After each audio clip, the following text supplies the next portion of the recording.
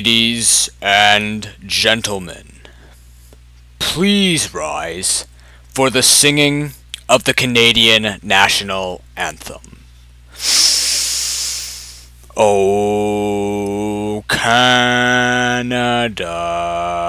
And the rest. Hello, Pokefight Club. My name is ProPokeNoob, and today I am very happy to bring you another upload to this channel. Today I'm going to bring you a standard OU match against a person by the name of Case to Victory. Yes, I did get into the OU metagame finally after Black and White 2 has just completely changed things, and there's new Pokemon flying everywhere. Stuff like that. I'm not bringing a team preview today because since it's pretty much the same thing that you see on everyone else's team. Also, I'm going to leave a link to Case to Victory's channel in the description below. We do have a dual comm of this battle. I wanted to bring it from my perspective and kind of remember what he talked about in the dual comm over there.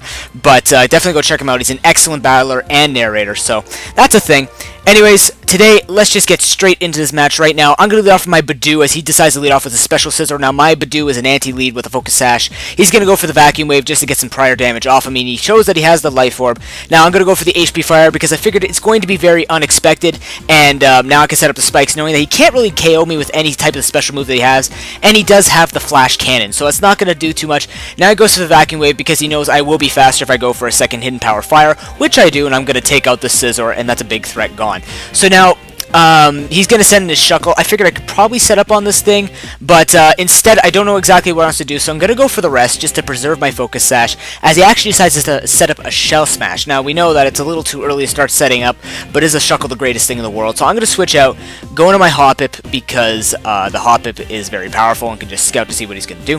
He's going to go for the +4, not a big deal, because I can just easily go for the Stun Spore to slow this thing down so it doesn't get any more of its speed boosts, and he actually misses the Stone Edge. Now, the reason that we thought because Case Victory can't hit himself, that's a good thing on my part. I didn't expect that, but you know, it happens. I'm going to set up the Reflect and then go for the U-turn as he gets Para-Haxed. Not too big of a deal because the Reflect was up, but anyways, he's going to get the double Para. Send back into Badoo. Set up a second layer. Spikes, he's going to go for the Bug Bite, but because I have the Focus Sash, he does get the crit, which is neutral because I am Par Poison. I am going to be brought down to my Sash. I'm just going to get some extra damage off with the Giga Drain, and he's going to be able to get paralyzed because that's how awesome I am, which is actually going to allow me to set up a third layer of Spikes, which would have been my mistake, but I am going to get it set it up as he takes me out with another Bug Bite. Bug Bite, yes. So now, my Reflect wears off. I'm going to go into my Feebas. Most beautiful Pokemon in the world. Go for the Confuse Ray, try and get some Parafusion, which was the kind of solidifier of this team. I do have all the sets, by the way, on the dual comm, so if you want to go check it out, definitely I have them all there. I'm going to go for the Hail now just to get some extra residual damage going, as he actually goes for the +4 Bug Bite. Not going to do a lot because I do have a lot of defense investment in the base 20 defense that this Feebas has. Now I'm just going to go for the Protect to get some more stalling going, as he actually just gets Para-Haxed. Kind of sucks for me too because I wish he could have used a move and I could embarrass him a little bit more.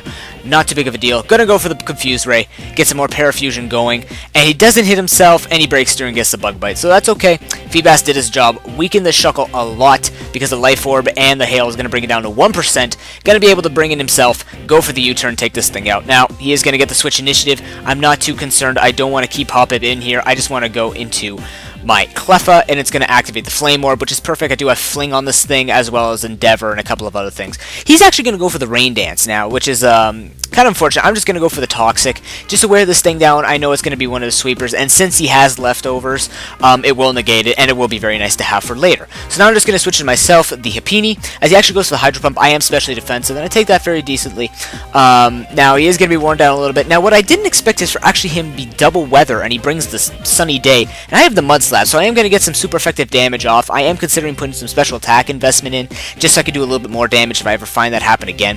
He's going to go for the Solar Beam, not going to do much since it's unstabbed. I'm just going to keep going for Mud Slap, try and reduce his accuracy, try and get some hacks going here, but he is getting worn down by the Toxic.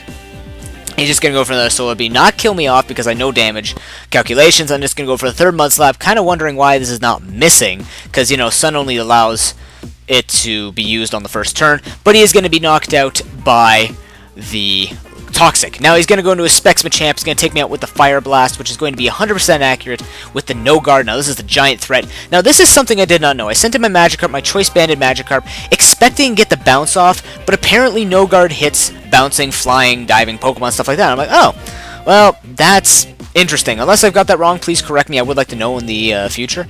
But anyways, I'm going to go for the Sleep Powder as he switches into his Choice Banded Gengar, which is an extremely bad threat. I thought it would be a Sub-Punch, so I went for the Stun Spore, predicting him to actually switch. But he stays in, so what I'm going to do is just go for the U-turn, see what else he's going to do. And I noticed that he does still stay in, so I'm just going to switch into Clef, kind of be Death Fodder and Scouting Father, yeah, the Scouting Father, named Diego. No, Scouting Fodder, and he's actually going to go for the Choice Banded Explosion. He told me Choice Banded after the whole match. I'm like, wow, a lot of power. Anyways, he's going to go into his Life Orb, Physical, Foul Play, Swagger, Alakazam as I go back into my Hop Up to Scout. This is my last... Oh, sorry, it is my last Pokemon. I should be paying attention more. He's going to go for the Swagger now, which is actually going to help me because not only do I get the Stun Spore off, but since it is my last Pokemon between his Machamp and his Alakazam, he has given me a +2 attack raise, and my only attacking move is the U-turn. As you can see, it does a lot of damage to this Alakazam. He goes for Foul Play now. Doesn't do a lot because I do have... there's a fairly decent bulk in general on an Eviolite Hop-It, but anyways, I am going to be able to set up Reflect, predicting myself to hit myself in confusion, and to also block his Foul Play. But anyways, he is going to be knocked out. I know his Machamp's coming in. I hope he gets mixed, because, you know, mixes run so often. But anyways, he's going to go for Vacuum Wave, try and get some Style Points going, and this is going to be a little bit of stall, but essentially what I have to do is just continuously put him to sleep, and hopefully I can sweep him with a +2 U-turn. So anyways, I'm going to get Parahax here to kind of get unlucky. He wakes up, gets another Vacuum Wave off. At this point, there's no point in setting up a Reflect, but I keep getting Parahax, so I mean, I had this in the bag, and just, I could have won this, and I didn't want to paralyze him because he has a priority move hitting me right now, and I don't want to rely on the 50-50. I want to kind of rely on the fact that he's asleep when he can't do anything, but unfortunately the Hex Gods have ruined me, and he is going to take me out with the final Vacuum Wave. But nonetheless, that was an excellent match, case victory. Comment, rate, and subscribe, everyone. I hope you enjoyed this battle. Again, I am going to look more into the OU metagame. I'm trying to think of what other Pokemon I could put on this team, but, you know, we had this as a very serious battle, and you should go check out the Dual Com because there's even more insight. But anyways, thank you so much for having me, and I will see you next time. Until then, have an excellent day. Peace.